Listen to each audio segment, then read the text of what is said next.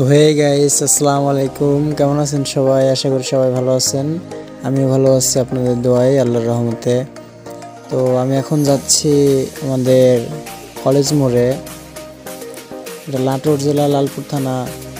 তো আমি এখন যাব কলেজ মোড় ফ্লাক্সি লোড দিতে।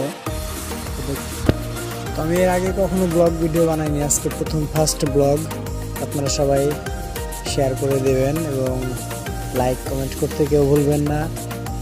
তো আমি যাচ্ছি, দেখতে দেখতে চলে যাবো, এখনই কিছুক্ষণের মধ্যে চলে আসবো।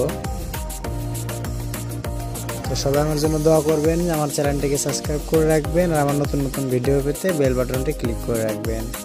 ধন্যবাদ সবাইকে, দেখতে থাকুন সামনে কি হয়।